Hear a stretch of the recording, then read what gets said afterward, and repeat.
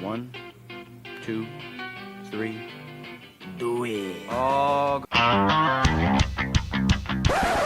Case on a deep drop, steps up in the pocket. He'll fire to the right side, caught by Diggs. Stay up. Oh, he got loose. Oh, my God. 30. No. 10. Touchdown. Are you kidding me? It's a Minneapolis miracle.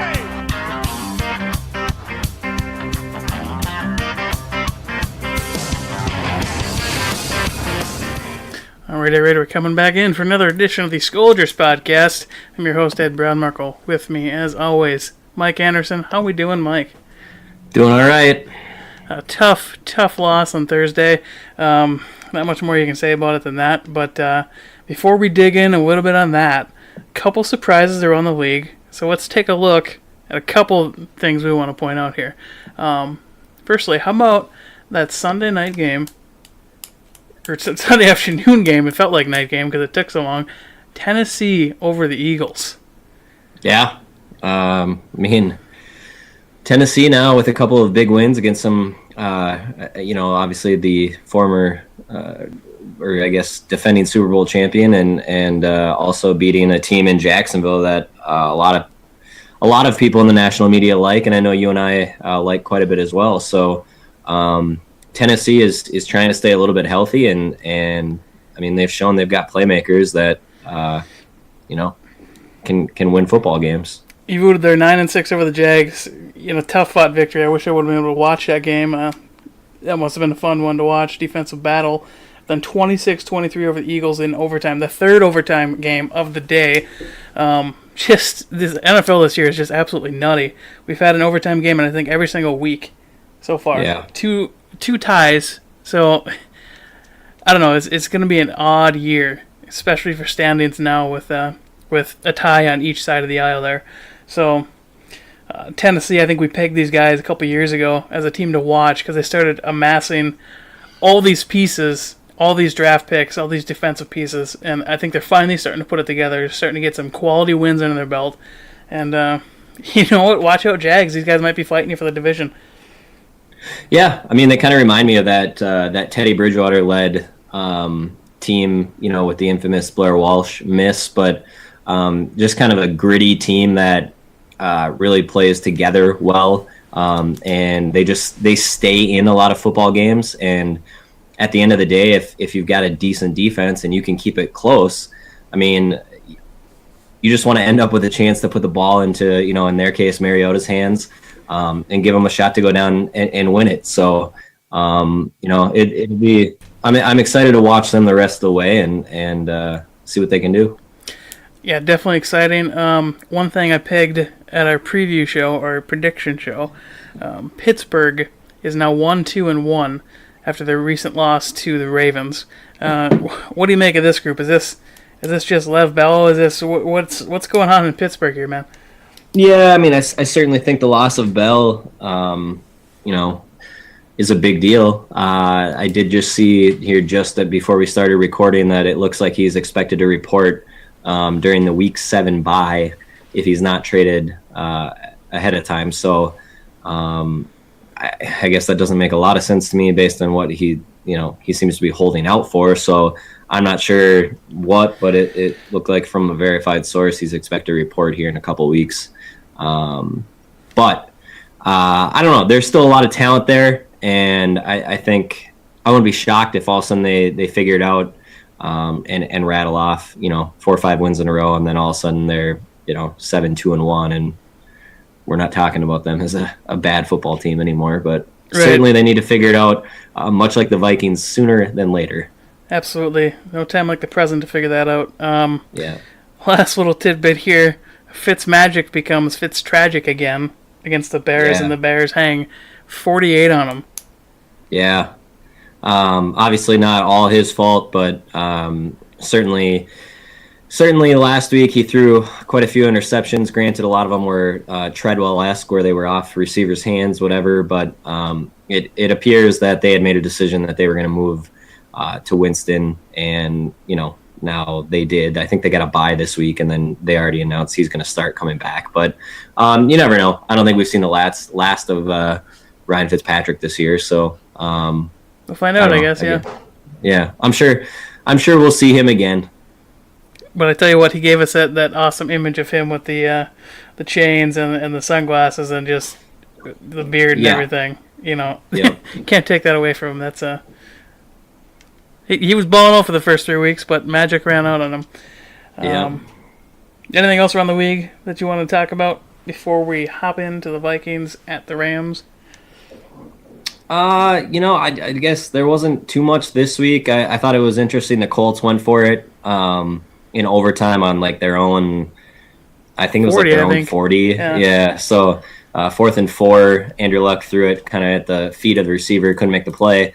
I think there was something like a minute left in the game, and then obviously they ended up losing the football game. And afterwards, the coach and players all stood by that decision and said, "We're here to win. We want to build an organization around winning," and just that's the mindset. And obviously, the Colts are in a little bit of a rebuild. They do have some pieces there, and they'll probably win a couple football games this year. But I don't think anyone has them pegged as a Super Bowl contender or anything like that. So, but that was kind of a unique situation. I hadn't really seen that, anytime in the past. But obviously, the new overtime rules, I think you might just start to see that a little bit more often. Right, a little bit more of a gutsy call, or maybe you're late in the season and you know what, half a win is just as good. In your mind, you're thinking, I don't know, personally for me, I'd rather take the half win, but you know what, you can't fault them. They know, like you said, they know they're in their kind of a rebuilding mode. They know they really aren't going to be super contenders, so it's one of those things where just, give it what you got. If you make a play, hey, that's inspiring for the players. If you don't, well, you know what? Like you said, you're gonna go for the win. You play to win the game, right? Yep. No, but other than that, that's kind of what this week was. Yeah, it's been a wild one so far, and we got one more game yet tonight. That should be also an explosive one. Kansas City at Denver. So we'll see what happens there. I need 6 points from Kelsey to win a fantasy matchup, so hopefully that'll pan out for me. There you go. So we'll see. We'll see how that goes. But anyway, Vikings at Rams. Before we get into all the negatives here, because I think there's quite a few negatives in here, there's a couple positives. Positive number one, I think special teams is back on track. Well, certainly for a game.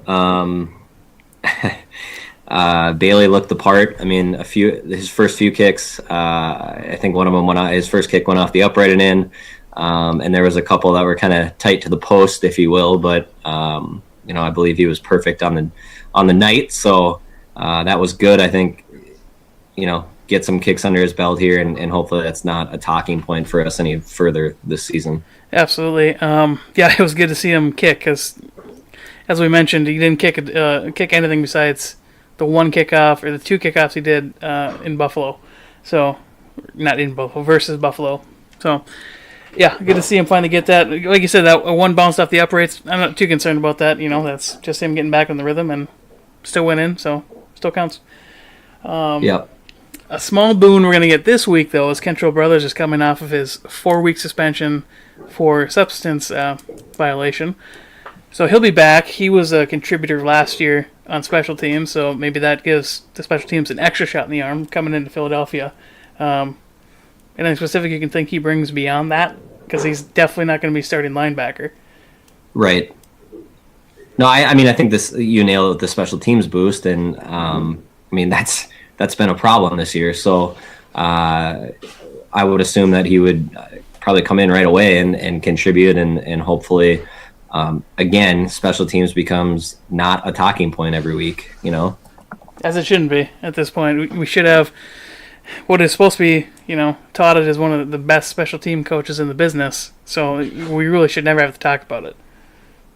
Yep. So I'm glad to get that off my plate as soon as possible. So let's be done with that. Hopefully Cheryl's is going to be able to play after this long break. Rib injuries is often just about pain management, how much you can tolerate. It just said rib, so I don't know if he broke a rib, if he just bruised a rib. I'm assuming he probably broke a rib or two based on him being out the last couple weeks. So hopefully we can get him back, because obviously in the Buffalo game at least that was a pretty big missing piece of that is the experience on when to let it fly, when to actually do a fair catch, when to actually try to return it. So hopefully that's back. I don't think there's many punts, so that really wasn't an issue in the Rams game. I think there was a couple, like 2 or 3 punts max. So hopefully we can get him back, get him going back up to speed, and get a couple nice returns, put our offenses in good position. Because you want to know what, Mike? This Kirk Cousins guy, he's a real deal. Yeah. I mean, I've been saying it since the signing, so, I mean, you're not telling me anything I didn't already know. 2 out of 4 games he's put up performances like this, and you know what?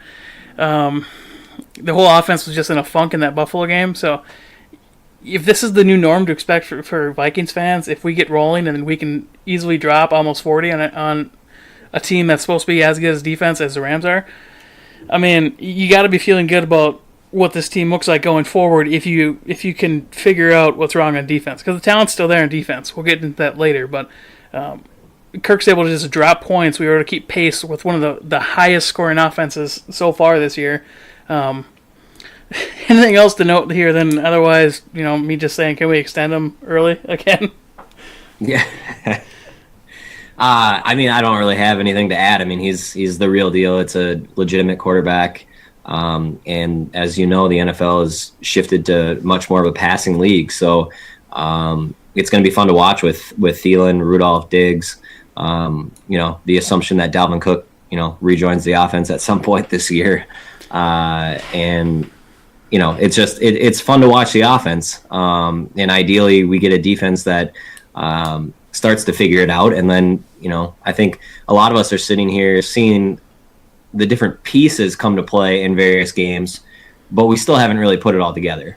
And I think that's frustrating. It's frustrating as a fan. So, it's got to be frustrating for Zimmer and all those players as well. But I don't think we need to talk about the motivation for Sunday's game this week. So, we'll see if we can put the whole package together Sunday.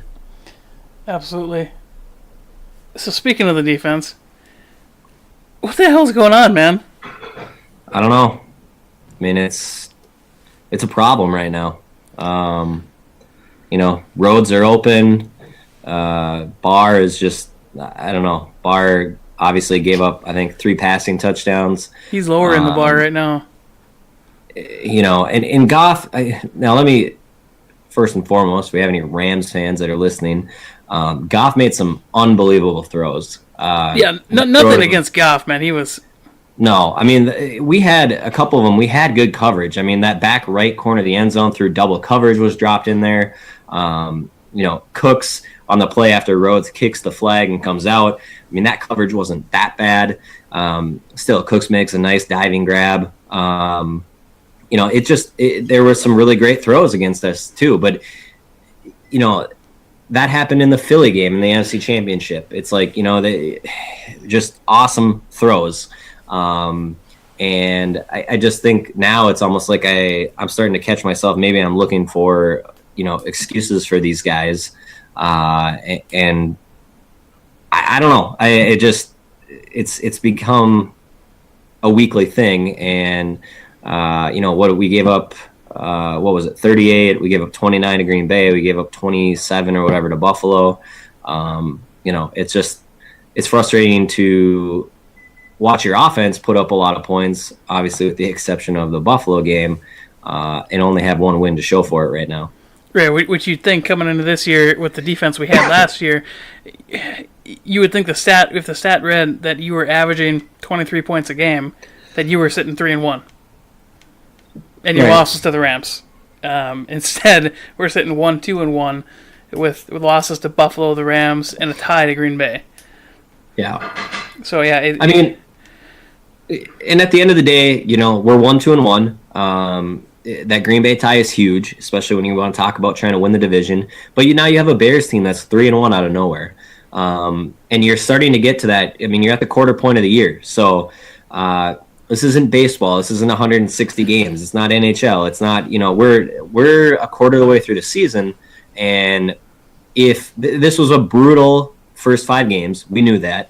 going in. So if this ends up hopefully being their worst stretch, that's not an issue. They're trying to figure things out, and if we look back and we're like, man, it took a while to get up and running, fine. But right now, I think there's a legitimate concern for the defense. Yep, absolutely. But I mean, I just look at it this way. Last year we were 2-2 at this time.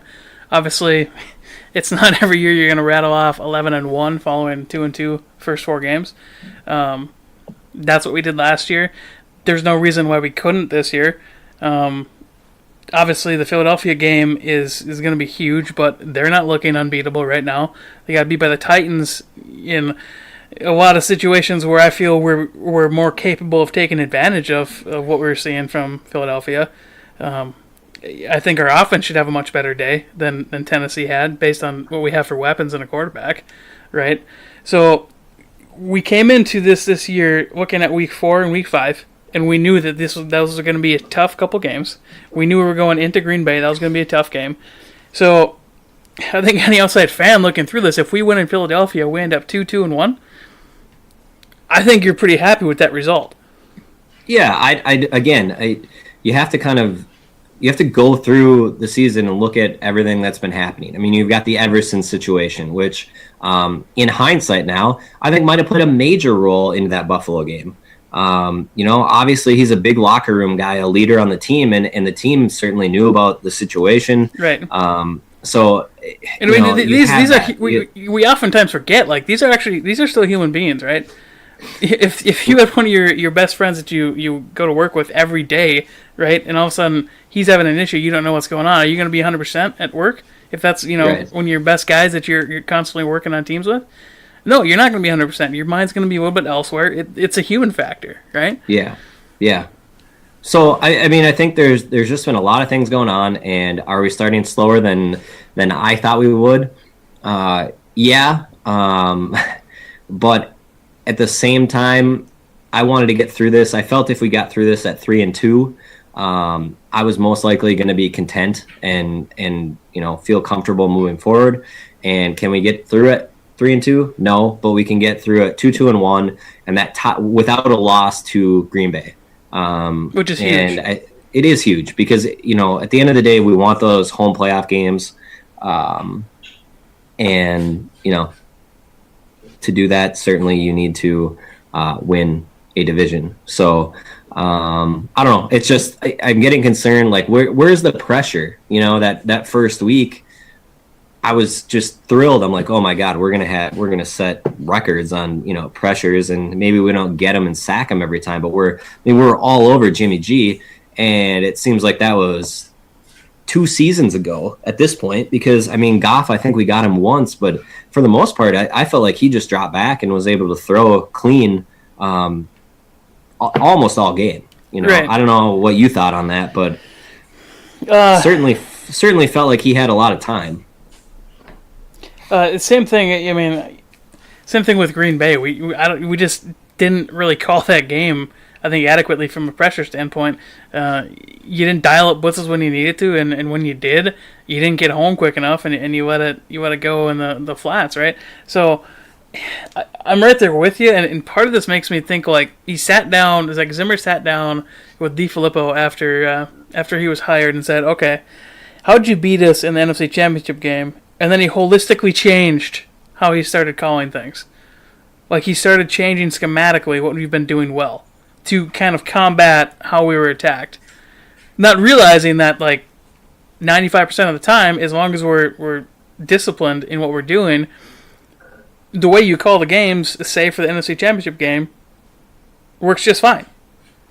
So part of me thinks that there's something there where he adjusted how he was attacking teams, and it's just not panning out. Right. I don't know your thoughts on that. If you think it's pure schematically, or is it just players not playing up to what they should? I don't know if it's, you have a couple of new guys that are having to play. You've had guys that have had to come out for decent periods of time, whether it be Waynes, Rhodes, etc. I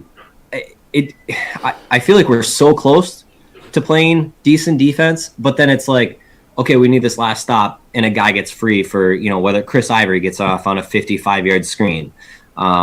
or like I said, some of this coverage is, I mean, they're right there basically where it's almost like a 50-50 where the defender, if he puts his arm in the right spot, it hits his arm and it's incomplete, but it's not, it's falling through this little crack and right into the receiver's arms, and they're, getting these plays. So I feel like it's a combination of things. I guess I am wondering why we haven't been trying to draw a little bit more pressure. Obviously, the loss of Everson has something to do with that, but you still got Barr, you still got Kendrick second blitz, you still got, you got Waynes for corner blitzes, you got Harrison for your safety blitzes. Like, I mean, Harrison, they're all there. Harrison, that first game, I think defensive player of the week. Been quiet since. Yeah, exactly. So I don't know. I'm at a loss for words from the defense. The offense is starting to turn into what I thought it was. Granted, Dalvin Cook is taking a little bit more time to get going than I would have thought. I'm not sure how much of that is schematic, how much of that is he's been having a nagging hamstring deal. I don't really know. Well, I'm pretty sure in the Rams game they still had him on a pitch count, so I think he's still trying to get back. And I'm assuming he will be, probably on that for a majority of the season. But we'll see. The last thing on the defense that I'm really curious about is why did we even sign George Iloka? I don't understand why he's not playing. Why is he not in there on some of these three safety packages? I mean, I get it. Curse is good, but you're not going to tell me with a straight face that Curse is better than Iloka. I don't know. I mean, that's a deal where, I just don't know. I would have thought that the first couple weeks, all right, he needs a little bit of time to learn the playbook. Even though we had heard 80% of it, he knew just from his time with Zimmer in Cincinnati. So I don't think it's a situation where he doesn't know the playbook. We've also heard that the defense knows each other so well that they're able to, check in and out of different coverages, different schemes, plays, etc. And maybe that's an issue. Maybe the rest of the team just doesn't feel comfortable with him, and he's unable to pick up on those sorts of things. I'm not really sure. Well, just to press on that for a second, I don't think that's true anymore because they're not really switching off into coverages correctly. Because you're not going to tell me Barr is going to be man up on Brandon Cooks twice, and that's the accurate way that they should be checking the coverage. Well, but and again, some of that might have been McVay, where they move a guy out, Barr comes out, and they're snapping that ball relatively quickly, and at that point, it's either you're calling a timeout or or that is the situation, and that's why again I want to give credit to the Rams. I think the Rams are a very good football team. I think they did some things to get us into bad situations, and at the end of the day, Goff made some really nice throws and. What do you do? I take nothing away from the Rams. I mean, McVay is a savant when it comes to calling offensive games, but he's not infallible. We held them to 7 points when they played here last year, so clearly it can be done. I don't know. It's frustrating, like you said earlier. It's frustrating to deal with this after you put up number one defense in almost every category last year. Right. And then it just falls off into nothingness.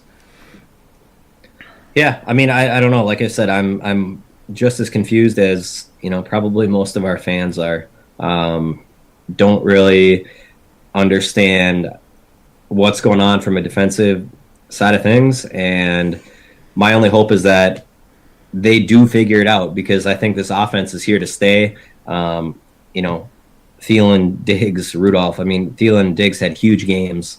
Cousins look great. It's just if we can get that running game going a little bit as well, I think this team is going to put up 28 plus points a game, and that should be good enough to win with this defense. All right, so in this 10-day mini bye, what do the Vikings need to do, or what can they do to fix this defense? I mean, I can't pinpoint. I don't think it's any one thing. I guess when I go and look at this, I think. Just make sure everyone's on the same page. I think we need to go in Philadelphia, a team we just played, obviously, whatever that is, 5 games ago. Granted, DiFilippo's gone. He's with us now. I think you talk to him. You go in. You've got extra days here. You really, really game plan. You have a rock-solid game plan going in. You bring in that confidence.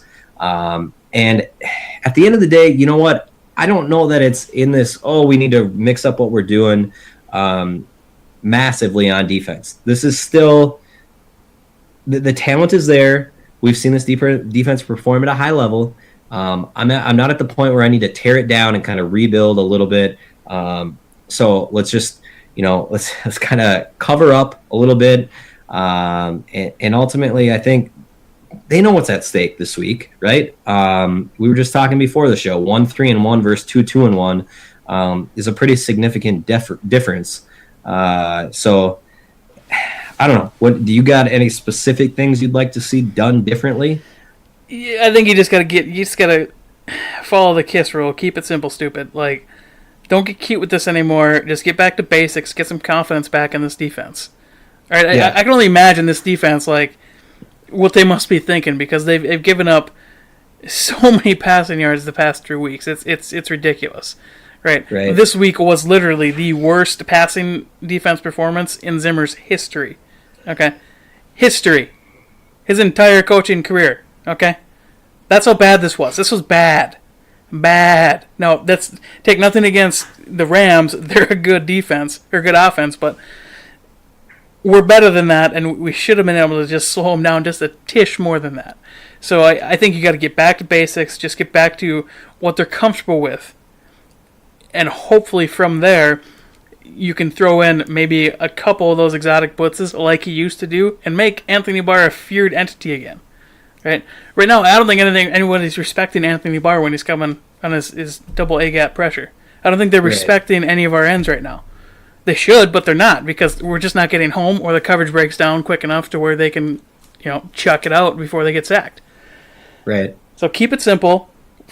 Let's not overthink this. Right. This is the Eagles. We've seen them before. We should know pretty close exactly what they're going to try to do.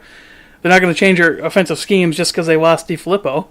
So let's just keep it simple and attack them where we need to. I guess one thing would be, I'd love to see us try to generate a little bit more pressure. And I know you go back to the basics, right? And that's what you do in all things in life when you're struggling with something, right? Whether it be, bowling or, just anything at all. You go back to the basics. All right, where do we start? And I get that there's an element of that they need to do, but I would also like to see maybe you need to add in a little bit of fun variety. Get Barr moving and doing some of these exotic things that we've been hearing about. We just haven't seen a ton of. So maybe get the guys a little, get them a little excited from that sort of thing. And I realize that means taking a chance here or there, but at this point, what do you got to lose? Right. It's not working, whatever they're doing. So maybe you throw in their package where Barr's sitting there at right D end. Why not? Nickel package. Yeah. Put his hand on the dirt. Let's see. What does he got? And then you got throw in that triple safety look in the nickel package. Why not throw 6 DBs out there? Just let it fly. See what happens. Right. Yep. I'm with you there. I think a big part of getting back to basics and getting back on track is I think you nailed it, is getting back to having fun out there. You're having fun, you're playing loose, or you're just putting that little extra effort in there, because players feed off each other, especially in this defense. Everyone feeds off each other. Your buddy's having a great game, Barr's having a great game. It just makes you want to work a little bit harder, right? So right. Yeah, it'll be interesting to see what we're able to dial up. And Zimmer's a good coach. Anyone that's calling for him to be fired at this point, I don't think you realize how good of a coach he is. All right, if he's unable to control this tailspin, then we can have that conversation. We're not there yet. The talent is still there. The players are still there. They're just not playing well. So this is going to be the test of Zimmer. How do you right this group? How do you get these guys back on track? because it's entirely possible to do it, and you can do it quickly. These are all pro players. Yeah, I mean, I think you and I are in the same boat where we still have a lot of faith that this can be turned around. At the end of the day, you just went to what unanimously is the best team in football right now, probably in every single power ranking you can find, and you competed. You went blow for blow, and at the end of the day, you had Cousins get the ball, with a chance to potentially win the football game. And I think that there were some positives to take from that game. And did you win? No, that's the big thing at the end of the day. Sure. But have faith in Zim, I guess, hashtag faith. And if anybody can get the defense turned around, I think he's the guy that can do it. I mean, he's got the track record, right? Yeah, I want no one else in charge of that redirection there. The only last point I'll make is maybe to mix it up, you give George Edwards play calling duty. Yeah, and I saw you talk about that, and I just don't. I mean, I don't know how I feel about that. It's another thing where you could throw in there and be like, okay, what I'm calling is not working. I'm just gonna take it out of my hands and be like, okay, you do it. I'm gonna have override authority if I see something blatant. But you know what? He did a great job calling Dallas. What was it, 2 years ago? Yeah. Maybe you just let him try it and see how that goes. I don't know. There's so many different ways you could attack fixing this thing. Obviously, you can try to overcorrect, and you don't want that because you overcorrect, then you're just in the same spot. So I don't know. Just another option out there where he's one of the last head coaches that is still calling a position group's plays. So maybe that helps. Maybe it doesn't. Maybe he wants to see it through, and I don't fault him for wanting to still call plays because he's had to wait so long to get this opportunity. But at some point, I think he's got to give that up if he's going to be a successful coach for the next 5-10 years. I don't think he can manage that and manage the team as well. Right. But that's another whole nother podcast. I guess the last couple of things I want to touch on here is, one, O-line issues are still continuing. Now, you mentioned that you felt like this game was a bit better from a pass protection standpoint, but we're still failing on run blocking quite handily. Yeah. I don't know. To me personally, I think they're calling the wrong type of runs. If you look at last year, our success came from a lot of these pulling type runs, these runs out to the edges, where Dalvin could really utilize his quick cut ability and his speed. We're not doing that as much. We're trying to go in between tackles, and we just don't have that push. Right. For whatever reason, we just don't have it this year. So I'd really like to see D. Phillip actually get some creative run plays going here and get Elflein doing what he was doing last year, because he was phenomenal in that kind of game last year. Right. So I think that's part of solving the rushing issues. Remmers, as a right guard, has surrendered, I think, the most pressures of a right guard in quite a long time for the Vikings. We've given up 29 pressures in the last 2 games apiece, most per week of any team. So there's still issues there, okay? I don't know how we fix that besides chipping more with the tight ends and what have you. I don't know if Reef was fully healthy when he was playing. It wouldn't surprise me if he wasn't. But we got to fix that in a hurry as well, because we cannot be sitting there putting Kirk in that situation, because you see how it ends. Strip sack to ruin the game, or in Buffalo, strip sack on both offensive possessions to start the game, and all of a sudden we're down 17-0 before we even know what's happening. Right. I think, like I said, and I think that might have been before we were recording, I thought that the line looked improved this week. Cousins a couple times made some nice moves to buy himself a little bit of extra time. But overall, I mean, he threw up whatever we threw up, 31 points. Cousins had a nice day. Obviously, when you're down that much in this kind of a shootout, and the Thielen and those guys were open, we ended up passing the ball a lot more. Yep. So, Green Bay, you're down X amount of points, whatever it was, 13, 14 points late. 17 points late, you got to pass the ball. So same thing, Buffalo, you're down 27-0 before a blink of an eye. You're going to have to pass the ball. So some of the running problems, I think we've just gotten ourselves into situations where it's either been a shootout or we've just been down so many points that, ultimately our hands are probably a little bit tied.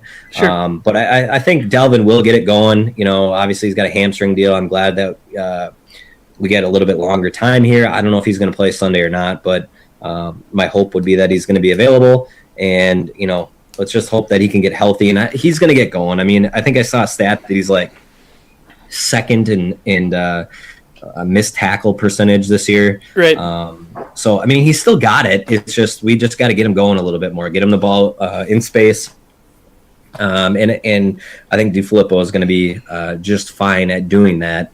And kind of maybe making a focus of it a little bit more here in the very near future. I would certainly hope so, and hopefully the O-line issues can be solved here with just a bit more experience, or maybe this week you shuffle a couple guys and see if you can maybe squeeze a little bit more talent out of what you got in the bench. I don't know. It's constantly a source of frustration for me with this team. Is the O-line is always a work in progress, and you look at what the Rams did. They hit on a couple key free agents, and those guys played absolutely phenomenally well. Especially last game, but this entire year they've played phenomenally well. But you know what? They've had that success. We haven't necessarily. So we just got to work with what we got. But one last thing, though. I pointed this out in our preview show. The parallels with the Arizona game in 15. So we came off a 38-7 loss to the Seahawks, and then we lost by a score off of a strip sack. And Arizona went on to lose in the NFC Championship game. Does that mean that the LA Rams are going to go on to lose in the NFC Championship game? Well, I mean, I think that'd be obvious by now. Yeah. Gosh. Sure. I mean, everything that happened in the 15 game there, where it was a Sunday going into a Thursday night game, and then we lost by one possession off a strip sack after previously being embarrassed. I mean, it all lines up, Mike. I mean, yeah, I don't see how anyone can argue against it. So exactly. So, LA Rams fans, we're sorry to tell you that you're going to lose in the NFC Championship game. You're going to have a valiant season. I think you're going to get like the second seed or first seed somewhere in there. I forget what Arizona was. So, rip to your season already by week 4. I'm sorry. Yeah, I like it. Any last things here, Mike, to wrap up our Rams recap here? No, I think if you had some sort of moral victory, we would get a point for that. I thought that they showed me at least a lot more than they did the week before at home. NFL is a weird monster. When you look at how we played against the Rams on the road in a primetime game, and then you basically almost get shut out by the Bills at home. Right. It's hard to comprehend how those two things happen 4 days apart or whatever, 4 or 5 days apart from one another. So, I don't know. I guess have faith still. It's kind of like we said in the Buffalo recap is, you know what? All we want to see on this Thursday game is the Vikings be supremely competitive. And we almost had a chance to win this game. Or we did have a chance to win this game, and then we got strip sacked, right? So that to me shows us that this team isn't unfixable. And I never really thought it wasn't unfixable, but we're right there. We have the pieces. We just need to put them in the right order. Right. We have a vastly improved offense. I think last year, if we played this game, we'd probably lose 38-10, maybe 38-14. Because I don't think the offense was as high-powered as it is now. So, right. I don't know. It's an interesting thing, and I think like you said earlier in the show, as soon as we put all three phases together, this is going to be a very, very formidable team. So, you know what? Bring on the Bears when we play them here later in the season. Let's see what you got. Let's see if you can stop Kirk Cousins. Because hopefully by that time, you won't be able to. Right. Great. No, I hope you're right. Well, time will tell, I guess. I guess that's going to wrap it up for this. Skoldiers.com. That's where we're at. What's your Twitter handle, Mike? Muskie_Mike. I'm at Namok7. At SkoldiersMN is our Twitter handle for the show here. We're on the Climb in the Pocket network, so go over and listen to their stuff. They're putting out some great stuff. I think that'll do it. So stay tuned for our preview of Philadelphia. I'm sure that'll be a fun show. But anyway, Mike, Skol Vikes. Skol.